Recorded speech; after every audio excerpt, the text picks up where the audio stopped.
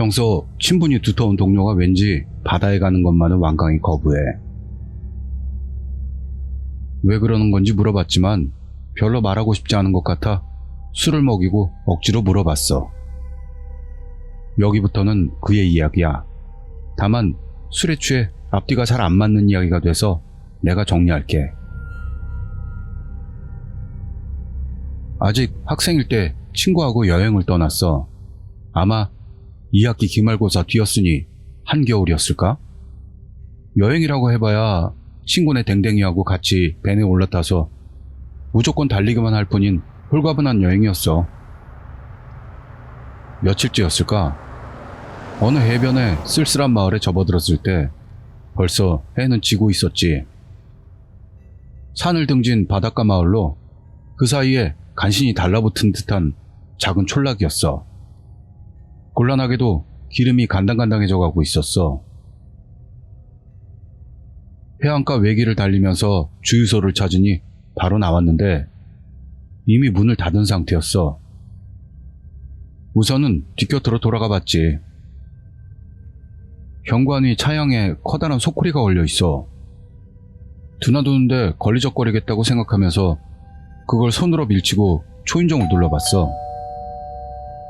죄송합니다. 기름 좀 넣을 수 있을까요? 살짝 인기척이 있었지만 대답은 없었어. 사람 무시하나? 짜증나네. 다시 눌러봐. 죄송합니다. 끈질기게 계속 불렀더니 현관불이 켜지면서 유리문 너머로 사람 그림자가 나타났어. 누구야? 기름 좀 넣고 싶은데요. 오늘은 쉬는 날이오. 내가 말을 끝내기도 전에 초조한 목소리가 돌아왔어. 아니 좀 어떻게 안 돼요? 안 돼. 오늘은 너 못 열어. 더는 말을 붙일 수가 없었지. 포기하고 차로 돌아갔어. 이래서 시골은 안 돼. 어쩔 수가 없네. 오늘은 여기서 자자. 대신 날 밟자마자 제일 먼저 와서 골탕이나 먹이자고. 차를 세울 만한 공간을 찾아서 마을 안을 돌아다녀보자 주유소만이 아니라 모든 상점이나 집들이 문을 닫고 있는 걸 알았어. 자세히 보니 모든 집들이 처마에 바구니나 소쿠리를 매달고 있는 거야. 무슨 축제하나? 그러기엔 너무 조용하잖아. 바람 엄청나네. 저기 세우자.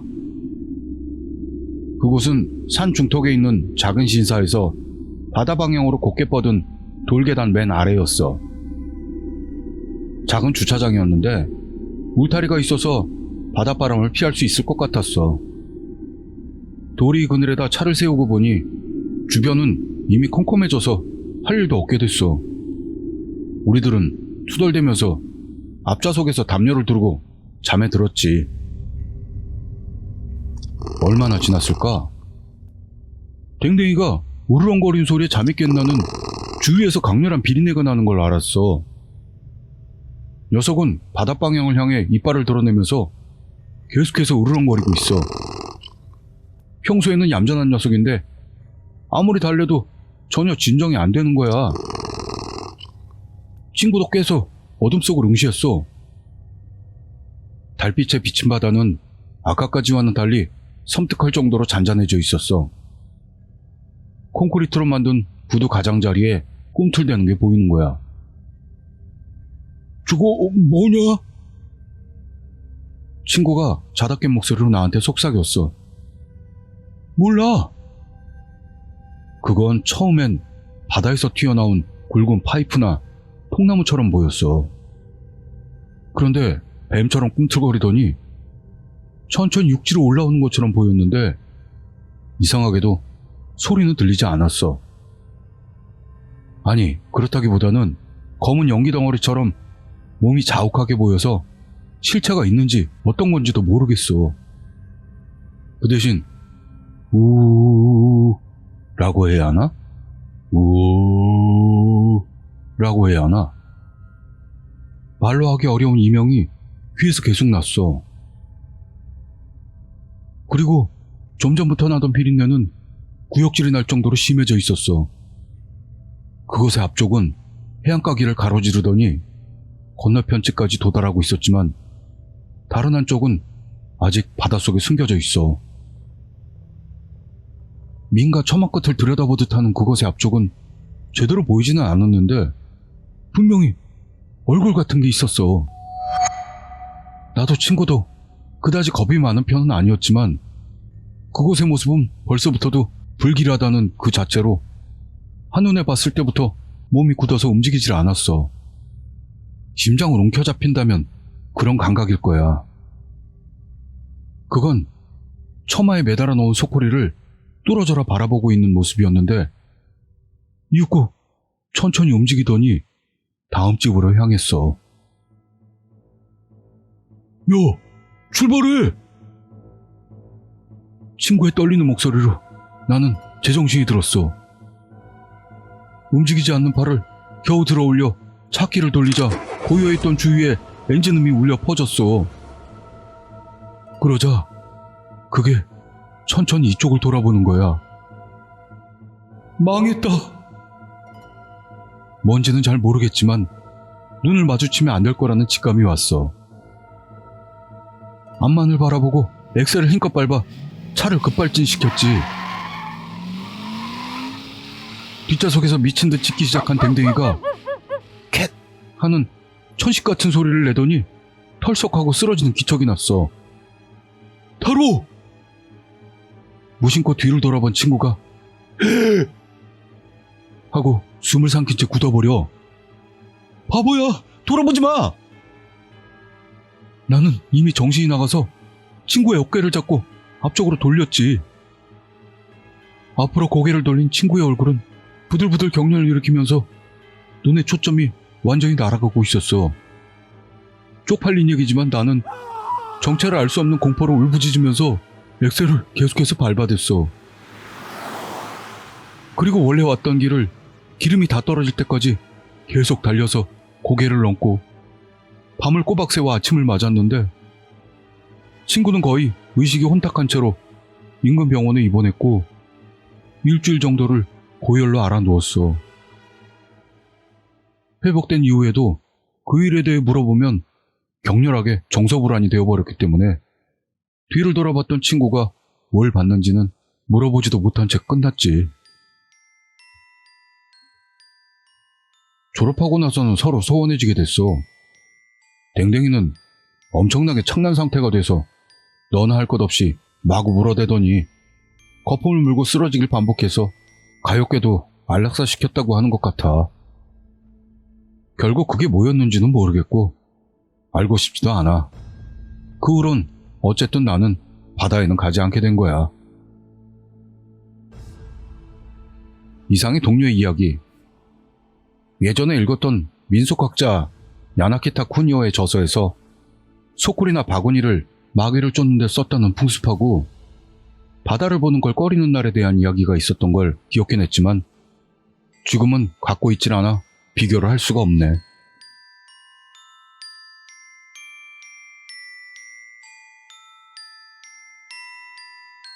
10년도 더 전에 있었던 일이다. 남들에게 한 번도 털어놓은 적 없는 개인적인 트라우마이지만 누구에게라도 말하지 않으면 정말 미쳐버릴 것만 같아 이렇게 인터넷에라도 글을 올리기로 결심했다. 그때 당시 자동차를 새로 산 지 얼마 되지 않았던 나는 어떻게든 차를 한 번이라도 더 몰 기회를 만들려고 안달이 난 상태였다. 그래서 그날도 좀 멀리 떨어진 현에 위치한 바닷가까지 홀로 장거리 드라이브를 갈 계획을 짰다. 깊은 밤중 몇 시간을 내리 달렸을까? 문득 묘의가 느껴졌다. 주변에 민가 하나 없는 곳이었지만 혹여 자동차가 지나가다가 볼 수도 있으니 새끼를 타고 조금 더 들어간 곳에서 차를 세웠다. 나는 노상에서 대충 볼일을 보고 운전하느라 찌푸둥해진 몸도 풀 겸 해서 산책 삼아 걷기 시작했다. 바닷가로 난 길을 따라 키가 껑충 큰 잡초들을 헤치며 한동안 터덜터덜 걸었다. 어디선가 벌레가 우는 소리가 어렴풋이 들려왔다. 잠시 멈춰서서 벌레 울음소리를 감상하는데 그 소리에 어슴풀에 섞여서 사람의 신음 같은 것이 들렸다. 설마 야외에서 사랑을 확인하는 커플이라도 있는 건가? 나는 짓궂은 호기심이 끌어 천천히 발소리를 죽이고 소리의 근원지로 살금살금 다가갔다. 풀숲 너머로 언뜻 사람의 형체가 보였다. 몸을 낮추고 좀 더 잘 보이는 위치로 이동하자 한 남자가 여자 위에 올라타서 움직이는 장면이 보였다. 진짜로 하는 건가? 하지만 보면 볼수록 어딘가 움직임이 이상했다. 관계를 가진 남녀치고는 뭔가가 부자연스러웠다. 의문이 가득한 눈으로 지켜보던 나는 이윽고 말도 안 되는 사실을 깨달았다. 남자는 손에 식칼을 걸어쥐고 여자의 목을 반복해서 찌르고 있었다. 칼의 움직임에 맞추어 여자의 입에서는 하는 기묘한 소리가 흘러나왔다. 나는 다리에 힘이 풀려 주저앉은 채로 그저 그 장면을 바라보았다. 여자는 손을 휘저으며 저항하려 했다. 하지만 허공에 흔들리는 힘이 들어가지 않는 손끝은 저항을 무의미하게 했다. 식칼의 움직임의 반복됨에 따라 여자의 움직임도 점차 멎어갔고 남자는 찌르는 것을 멈추었다. 그 순간 내가 있던 반대편 방향에서 부스럭부스럭하며 몇 명의 사람들이 이쪽으로 다가오는 기척이 났다. 도움을 청해야 한다는 생각을 했다. 내가 자리에서 일어서려던 순간이었다. 끝났냐? 다가온 그들도 한통속이었다. 나는 일어서려던 움직임을 멈췄다. 하기야 이렇게 인적이 없는 곳에 타이밍 좋게 지나가는 행인 따윈 있을 턱이 없다. 하마터면 큰일 날 뻔했다. 그때 만약 일어나서 도움을 청했더라면 나는 이미 이 세상엔 없었을 것이다. 요란하게도 해치웠구만. 옷에 다 튄 건 어쩌려고 그랬어? 확인사살 안 해도 돼? 아무렇지도 않게 주고받는 그들의 섬뜩한 대화 속에는 가벼운 웃음소리마저도 섞여 있었다. 나는 숨소리 하나 들릴까봐 필사적으로 소리를 죽였다. 잠시 후 또 누군가가 다가오는 기척이 느껴졌다. 슬쩍 고개를 들어 확인하니 그들은 얼추 대여섯 명은 되어 보였다. 뒤늦게 합류한 사람은 영화 속에서나 보던 시체를 담는 까만 비닐백 같은 것을 가지고 왔다. 그들의 대화를 전부 알아듣기는 어려웠지만 언뜻 들리는 내용 속에서 내 차 번호판을 언급하거나 차 외형을 설명하는 것을 미루어 봤을 때 내 차 이야기를 하는 게 틀림없었다. 그러다 갑자기 그들은 일제히 이야기를 멈추었다. 전원이 말을 멈추고 주변에 귀를 기울이고 있다. 내 심장은 터질 듯이 뛰었다. 집에 가고 싶었다. 나는 그저 죽은 듯 뭉클였다. 한참을 주변을 살피던 그들은 주섬주섬 시체를 수습하더니 가지고 온 까만 시체팩 속에 넣었다. 지퍼 올라가는 소리, 물 쏟아지는 소리가 들리더니 갑자기 불쾌한 오물 냄새가 강렬하게 퍼졌다. 슬쩍 고개를 들어보니 그들은 시체를 들고 다들 어딘가로 이동하고 있었다. 나는 그들이 가고 난 후에도 숨소리 하나 새어나가지 않도록 가만히 있었다. 차가 몇 대 지나가는 소리가 들리더니 멀지 않은 곳에 멈췄다. 내 차가 있는 곳이야. 차문을 여닫는 소리가 들리는 순간 반사적으로 몸을 일으켰다. 나는 최대한 차를 세운 곳에서 멀어지고자 바닷방향으로 필사적으로 뛰었다. 좁디 좁은 백사장을 가로질러 또 다른 풀숲으로 뛰어들어가 몸을 납작하게 엎드렸다. 핸드폰이나 지갑 전부 차 안에 두고 왔다. 그들이 만약 창문을 깨고 수색이라도 하면 내 개인정보를 다 알게 될 것이라는 생각을 하자 미칠 것만 같았다. 하지만 일단은 날이 밝을 때까지 움직이지 않기로 한다.